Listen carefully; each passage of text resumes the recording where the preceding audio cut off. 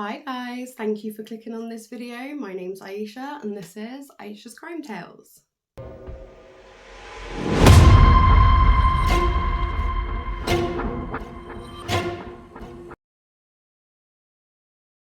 So today we are going to be talking about a really sad and tragic tale of a really violent and aggressive man who took the life of his 5-year-old daughter. Just a quick trigger warning before we begin. Today we are going to be talking about child abuse.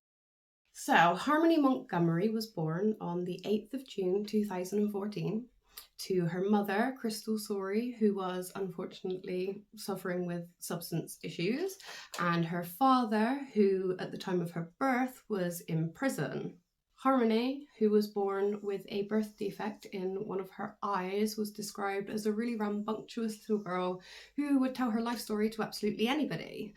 When Harmony was 2 years old, her mother gave birth to her brother Jameson. Now, from the moment that Jameson was born, Jameson and Harmony were each other's constant, and they found themselves in and out of foster care quite a lot due to their mother's substance issues. Harmony's foster parents, Tim and Michelle Rafferty, said that Harmony had met all of the milestones for a girl of her age and that she had been toilet trained by the age of 2.5. Michelle said she wanted to be like the bigger kids in our house, so she would tell us she pretty much potty trained herself. Now, the reason I bring this up is because it is quite important a little bit later. Harmony was removed from her mother's care for the very last time in July of 2018, and she was placed back into foster care. Then in 2019, both Harmony's and Jameson's lives would change dramatically. Jameson was adopted by a lovely gay couple called Jonathan and Blair Miller. Now, Jonathan and Blair Miller have actually said that if they had known about Harmony at the time, they probably would have fought to have her as well. But by the time they realised that, Jameson had an older sister, it was already too late. That same year, a whole host of missed warning signs and systematic failures placed Harmony in the care of her father, Adam Montgomery, and his wife, Kayla Montgomery. Adam, he was a violent criminal. Like I said, he was in prison at the time of Harmony's birth.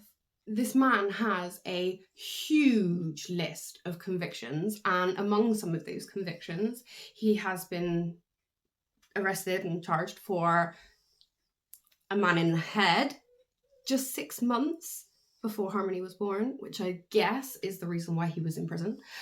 Don't know, but I'm guessing that's why he was in prison. He was also convicted in 2010 for attacking 2 women at knife point. It also later emerged that Adam is actually the prime suspect in the cold case of 25-year-old father of 3, Darlin Guzman. On February 10th, 2018, Darlin Guzman was shot in the chest outside a convenience store in Lynn Austin's Square. This was after text messages were sent between Darlin and Adam or Adam's family members, arranging to actually meet them there. The shooter was described as a light-skinned man in his early 20s that was around 6 foot tall. Now, at this point in time, Adam would have been 18 and he was already in quite a lot of trouble with the police and was out on bail. This case still remains unsolved, so nobody has actually been charged or arrested with Darlin Guzman's murder. Despite all this, from when Child Services opened their case with regards to Harmony when she was born, right up until February 2019, when Harmony was placed with her father, nobody ever actually completed an assessment on Adam. Normally, Child Services and the courts would request for a full assessment to have been done. They would have done a whole background check, they would have gone and checked out the home, and they would have also done multiple check-ins after a child has been placed with a new guardian. But none of this was done. Maybe if it had been done, then Adam's addiction issues and his violent criminal past may have actually been noticed, and perhaps Harmony wouldn't have been placed with him. Another huge red flag that authorities have failed to notice is that Harmony had hardly spent any actual time with her father. Now, in the entire time of Harmony's life, there had never been any consistency to the visits. He would just disappear in and out of her life willy-nilly. The longest period she went without seeing him was 11 months. That's nearly a year. Bear in mind, Harmony was 5 when she was placed with her dad. So that's just not enough time to even get to know somebody.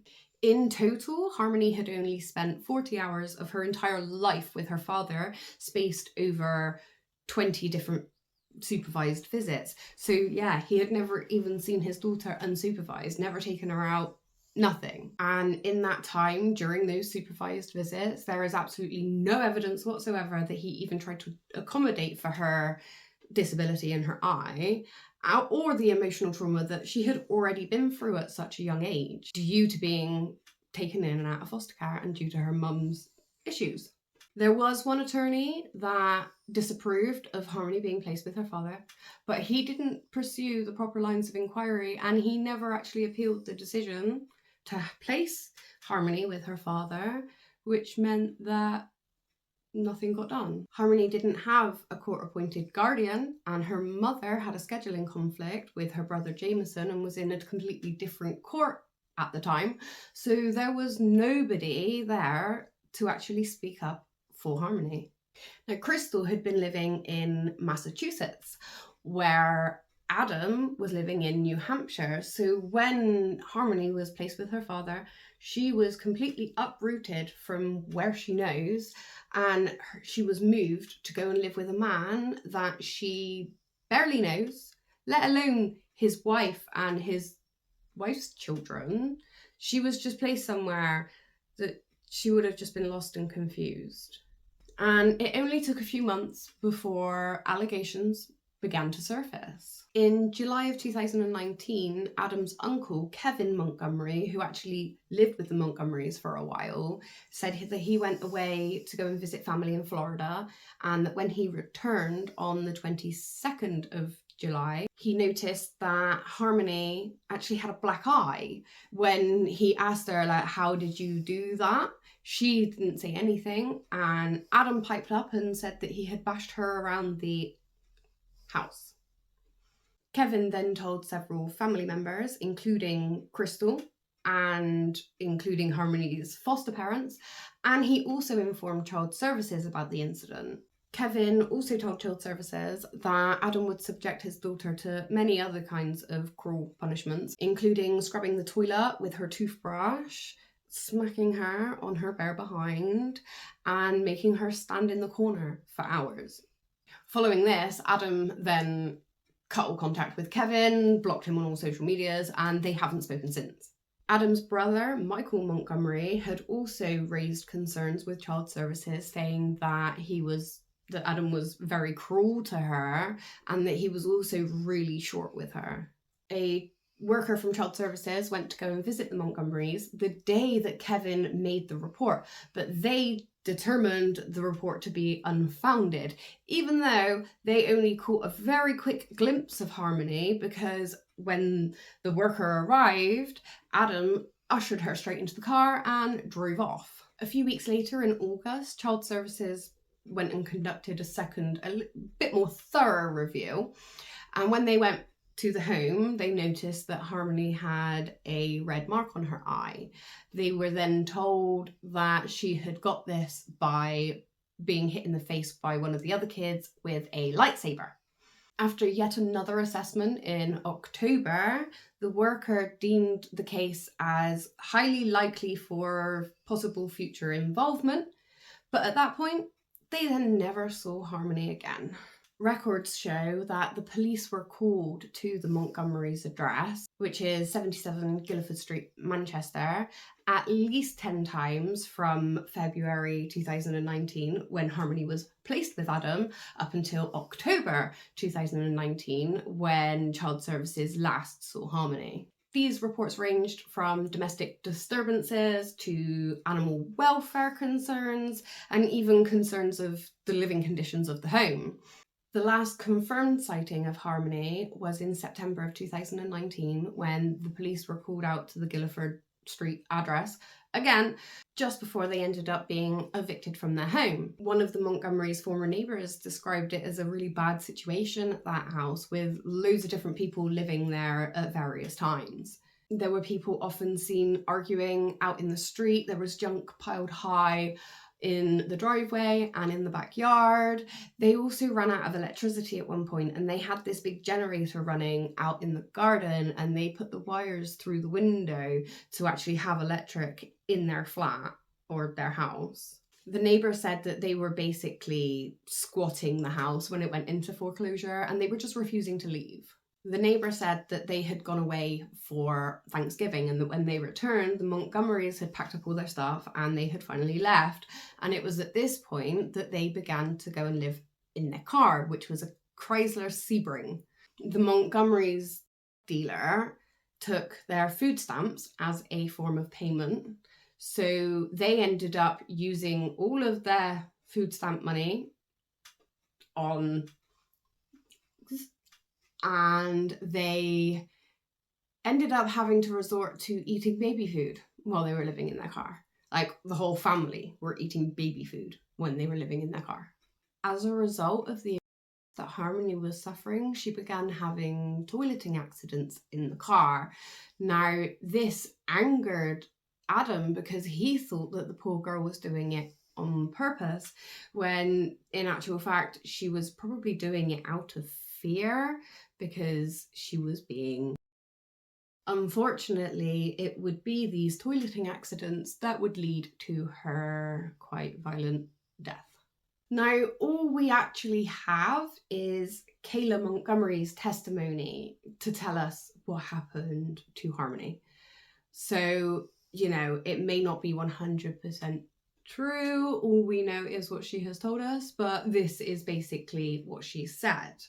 On December the 7th, 2019, Harmony was in the car with her dad, Kayla, and Kayla's 2 infant sons. They were driving from a clinic when Harmony had a bathroom accident. Now, this angered Adam, and he would then proceed to beat her. Now, Kayla says that Harmony was already covered with dry from beatings in the days before, and that when she had her accident, every time they pulled up at a set of traffic lights or had to stop somewhere, Adam would lean back and deliver 3 to 4 blows to the girl's head and face area. Apparently this all happened over the space of only a few minutes.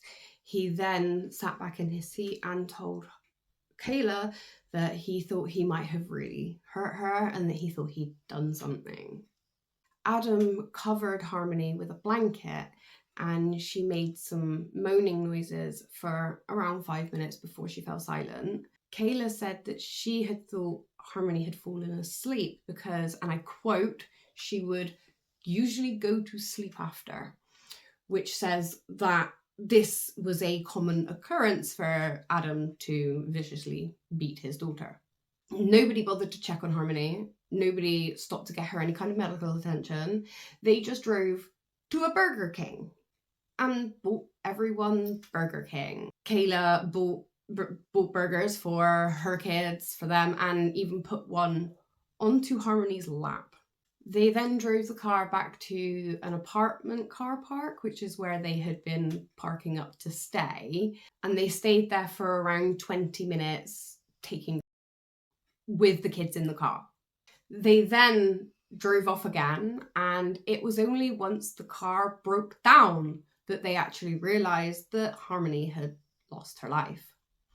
Adam then placed Harmony's lifeless body into a red duffel bag, which had been given to Kayla at the hospital as a changing bag when she gave birth to one of her sons. During the time that the family were living in the car, Adam kept that bag with Harmony's body in it quite close at all times. He had left it outside quite a few times, outside in the snow, to try and slow the rate of decomposition. The family then went and moved in with Kayla's mother. At this point, Adam kept that bag in a red cooler with a white lid in the hallway of the apartment complex that they were staying in. The Montgomerys, they then moved into a shared shelter house. At this point, that bag was beginning to smell. So Adam placed that bag into a bin bag and he shoved it into the vent in the building, in the bedroom. Neighbours began to complain about the smell. So Adam then began taking that bag with him to work every day. Now, at the time, he was working for the Portland Pie Company. He was working in their kitchens. So he was taking that bag to work with him every day, and he was putting that bag in the freezer alongside all the food and ingredients that were used to cook meals for people. That just really, really, really creeps me out. Now, people recalled seeing him taking that bag to and from work every day and seeing it in the freezer, but nobody could have guessed in a million years what that bag contained. The Montgomerys then finally got themselves an apartment in Union Street, New Hampshire.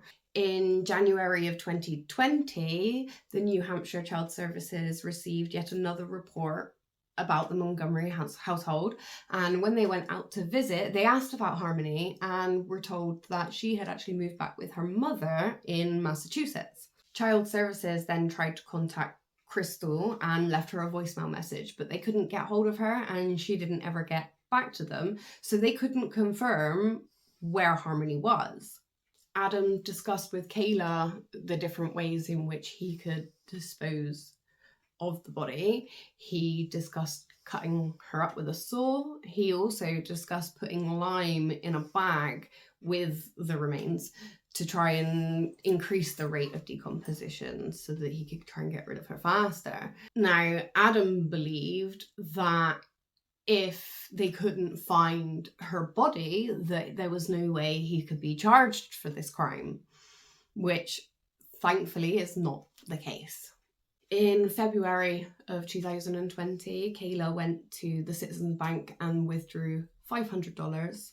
And then Adam went round the corner to a Home Depot where he spent $400 buying a diamond saw blade, a lithium-ion battery, and quicklime. Oh, and he bought a power grinder. So at some point after this, he then put the quicklime into the bag with Harmony's remains, hoping, as I say, to increase the rate of decomposition. Even though he was trying to decompose her faster, he was still keeping her frozen, which doesn't really make sense to me, but okay. Now, when it came time to actually try and dispose of Harmony's body, Adam spent hours in the bathroom trying to de-thaw her body and cut all of her clothes off, and then trying to dispose of her. He took the girl's frozen remains and he began pouring hot water over her to try and further manipulate her body, to break her body down and to try and actually wash her down the drain. At some point, while Adam was in the process of doing this, Kayla says that she walked past the bathroom and she caught a glimpse of Harmony, of what he was doing, and said that she was just skin, bone, and fluid at this point. Kayla said, "I saw Harmony folded together the same way she was when we got her out of the car. She looked like she had barely any skin, just skin and bones, and she was very bruised. He had the hot water running in the tub." Adam also discussed using a handsaw and a NutriBullet to even further break down Harmony's remains. Then in March of 2020, Kayla says that Adam rented a U-Haul truck and he went out in the middle of the night and disposed of the last of her remains. She said that when he came home, he said something along the lines of, "It's been done." Between January and March 2021, the Montgomery household received numerous complaints.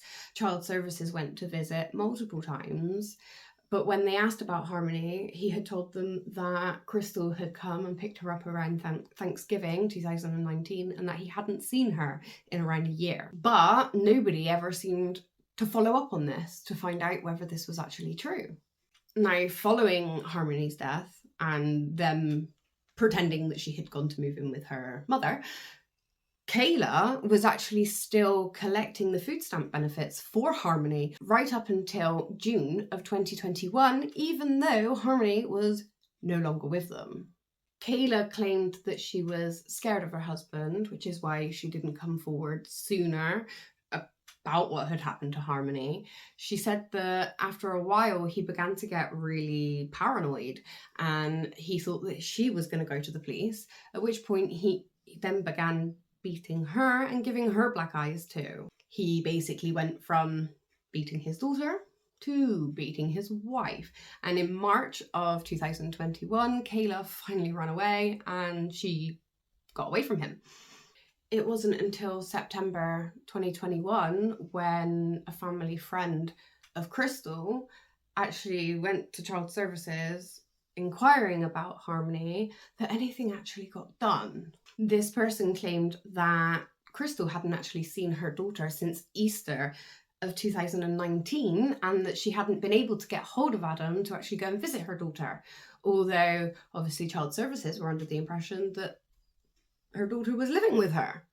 Crystal said that Harmony hadn't been enrolled in any kind of school and that she had missed really important doctor's appointments for her eye that had been made since she was born. It was then that New Hampshire's Child Services actually checked the records themselves and found that it was true. Harmony hadn't been enrolled in any kind of school, which is then when they finally started making inquiries. And at this point, Harmony would have been 7 years old. It wasn't until December of 2021 that the search for Harmony finally began. And at that point in time, they believed that they were looking for a missing 7-year-old, not a dead 5-year-old. Then on December 31st, the same day that the police publicised Harmony's disappearance, they went and arrested Adam, who they found living in his car again. A few days later, Adam was then charged with second-degree felony assault, 1 misdemeanor count of interference with custody, and 2 misdemeanor counts of endangering the welfare of a child. When he was told by officers that they were concerned Harmony may no longer be alive, Adam showed absolutely no emotion whatsoever. The day after her husband's arrest, Kayla was then arrested on charges for welfare fraud. The prosecutors would later then drop that charge and add 3 new charges. 1 count of theft by deception and 2 misdemeanor charges of welfare fraud. Kayla was then arrested again in June of 2022 for perjury charges for lying to the police about a work shift and about her whereabouts at the time of Harmony's death. But Kayla, to this day, has never actually been charged with any offences pertaining to Harmony or Harmony's death. Kayla then actually missed a court date at the Superior Court in New Hampshire on the 8th of September 2022, and a warrant was issued for her arrest. She was later arrested and she's been sentenced to only 18 months in prison. The Guildford Street property was the main focus of the searches for the police, and they were seen in and out of the house for quite a few days. Now, it was 2 years later that they returned to the address, and when they walked into the room, they could still smell decomposition. They also found deep red stains on the ceiling vent. In those stains, they found Adam's handprint. During the search of the home, investigators removed quite a few items from the home, including a piece of the ceiling, floorboards, and a fridge that had been wrapped in biohazard tape. In October 2022, Attorney General John Formella announced new charges of second-degree murder against Adam Montgomery after Kayla came forward and told the police what had happened to Harmony. Adam was charged with second-degree murder for recklessly causing Harmony's death, falsifying evidence for altering, concealing, or destroying Harmony's remains, and tampering with witnesses or informants, which he did by trying to coerce Kayla into lying to the police officers. Now, the reward for any information regarding Harmony's disappearance has actually now topped $150,000. In August of 2023, Adam Montgomery was sentenced to up to 60 years in prison for completely unrelated charges. Adam said while he was in the courtroom following this conviction, "I did not kill my daughter, Harmony, and I look forward to my upcoming trial to refute those offences. I loved my daughter unconditionally and I did not kill her." The judge claims that it is Adam's extensive criminal background that led her to impose such a severe sentence, and that it wasn't anything to do with his upcoming trial. Crystal Sorry, Harmony's mum, said outside the courtroom following that conviction, "He wants people to feel sorry for him. He's trying to be the victim, you know? But if he didn't do it, who did? Your own wife says that you did it. She was there with you, sir. There's nothing he can say now that's going to save him." The trial against Adam Montgomery began on the 8th of February 2024, where Kayla was the star witness. Kayla recounted the events surrounding Harmony's death. She also claimed that Harmony was often kept under a blanket because she was so badly beaten that they needed to cover up her bruises. The prosecution asked Kayla, after the defendant repeatedly struck Harmony, after he put the blanket over her, after she moaned, after the moaning stopped, after you did and after the car died, you thought she was sleeping. Why did you think she may be sleeping after Adam repeatedly struck her? And this is when Kayla said, because she would normally go to sleep after. I'm sorry, but that just, because that's normal.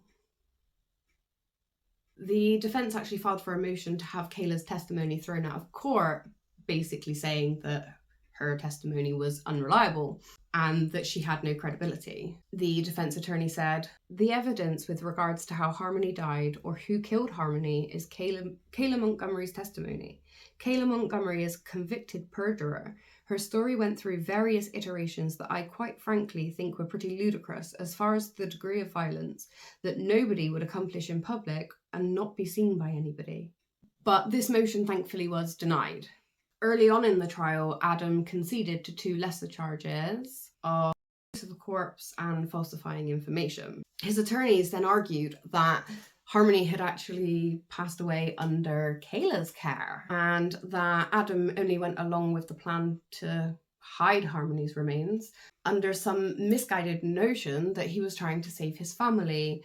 The defense attorney said, "Kayla decided to lie about Harmony's death. She had to lie because the truth would point to her." It was argued that the charge of against Adam should have been dropped. This charge was pertaining to back when he gave her a black eye and Kevin called child services. Adam's uncle Kevin was subpoenaed to come and testify, and he stood up in court and explained how his nephew had actually boasted about hitting Harmony and, in his words, bashing her about the house. The prosecutors said that Adam had basically treated Harmony like something that he had broken and that he needed to throw away. The prosecution said he compressed and contorted her body into this bag while they were showing the tote bag. They explained about how when they returned 2 years later that they could still smell decomposition and that there was still stains on the ceiling vent. The prosecution said, and surrounding Harmony, all that was left of her, the defendant's fingerprints and palm prints, frozen in there for a time. The defense tried to argue Adam did some very, very bad things, but he did not kill his daughter. But then the prosecution warned not to be fooled by Adam's partial confession, saying he admits to what he can't deny. He denies what he can't afford to admit. On the 21st of February 2024, after 2 weeks of testimony from over 24 witnesses, the defense finally delivered their closing argument. Harmony's mother was in the courtroom and she broke down into tears and had to cover her ears at some point when they were talking about the disgusting ways in which Adam had treated his daughter's remains. During closing arguments, the defense claimed that Adam had moved and disposed of Harmony under some misguided notion that he needed to protect his family. But the prosecution told a very different story. They said that Adam was angry that his daughter was having bathroom accidents in the car that they were living in, and that he got so angry that he beat her until she lost her life. The prosecutor said, all he has is his car, his rage, and his fists. She doesn't get a headstone above her head that he battered. She doesn't get to be at peace and death because of what he did, because he can't afford to tell anyone where she is. His voice then began to crack with sadness and anger. The only parts of Harmony that are left will be with you in that deliberation room, on that pink toothbrush, and on that part of the ceiling wall. And other parts of her body, her torso, her face, her eyes, that smile, only the defendant, as we sit and stand here today, knows where they are.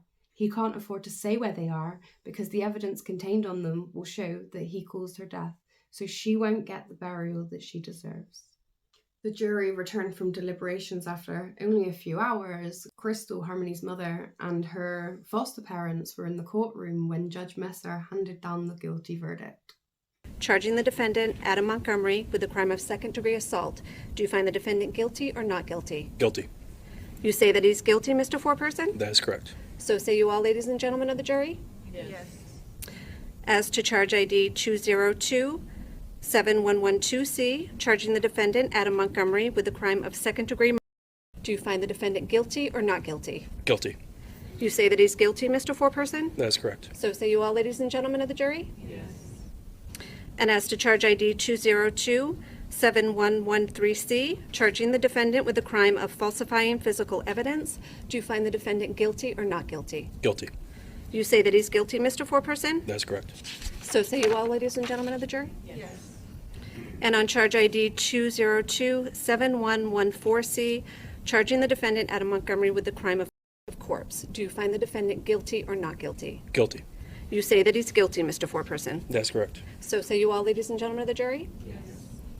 And on charge ID 202-7115C, charging the defendant, Adam Montgomery, with the crime of tampering with witnesses and informants, do you find the defendant guilty or not guilty? Guilty. After the verdict was handed down, Crystal spoke to reporters and said that she was grateful it was over, but she also slammed Adam for not attending any of his trial. She said, "He's a coward. I hope he never falls asleep without seeing her beautiful face, and that he will constantly replay this verdict in his mind." She added that it was all about control for Adam and that Harmony didn't actually mean anything to him. She also said that she and authorities are not going to stop fighting until they find her body. In a press conference, Police Chief Alan Aldenberg also vowed to continue searching for Harmony. He told reporters while choking back tears, "We're still going to find her. This girl deserves better than the life she had. This is never about winning or losing. This is about a 5-year-old girl who was killed by her father, and I can't think of a worse fate." Prosecutor Ben Agati said that he encourages anybody to come forward who could possibly have any information that could lead to finding Harmony's remains. There's a part of her that we haven't recovered yet. We are still hoping that we can do that and that she gets a proper burial. It's what she deserves, and so the search for her will continue until we find her. Although Harmony's body was abused in unimaginable ways, her legacy still lives on in her brother Jameson. Now Jameson still looks for Harmony in every little blonde girl that he sees. Mr. Miller, Jameson's adopted father, said, "We were talking to his mum about trying to work out where exactly Harmony was because Jameson was determined to want to keep that relationship. He would ask about her a lot. We'd be at a park and he'd say, 'That's Harmony,' off in the distance. As a dad, you want to help fix that situation." And it's so sad because the Millers really would have gladly adopted Harmony. In fact, when they found out about Harmony, living with her dad, they contacted him via Facebook and tried to reach out so that they could try and, keep that relationship between them. But he just never got back to them. He never responded. Mr. Miller explained, "We always said if anything changes, we would want to keep them together. We feel a lot of guilt from that because we wish we could have done more. We wish we would have pushed harder. We were trying to keep a relationship between Jameson and his sister." Jameson obviously isn't fully aware of the horrific fate that his sister endured. He does know that she is no longer alive, and the Millers do welcome conversation about Harmony. They just fill in the gaps with age-appropriate information. Mr. Miller said, "He still very much talks about his relationship with Harmony and what she means to him. Just the other night he was saying during his evening prayers, 'I pray to God that he could do just one thing, and that's bring Harmony back to life.' The trauma that they have been through at a very young age, all they had was each other. Harmony was Jameson's only constant." On Jameson's bedroom door, the Millers have put a picture of him and Harmony, and in the picture they're both smiling. Harmony is wearing her round glasses, and on her t-shirt was a picture of Minnie Mouse, which was her favourite cartoon character. And Jameson is clutching a teddy to his chest. Now, this is just a moment frozen in time that shows the special bond that they had once shared before Harmony's life was so cruelly taken, and Jameson's life was forever changed. So I think that's actually it for today's story. Thank you for watching this video. If you have a story that you would like to share or something that you would like me to talk about, then you can contact me via my email, which I will leave linked in the description box down below. Or you can comment on this video and I will do my best to try and get back to you. Otherwise, please don't forget to like this video and subscribe, because it's a free and easy way that you can support my channel. And until next time, remember to be kind to everyone around you, because you never know what someone else might be going through, and a little bit of kindness and compassion can go a long way. Bye bye for now.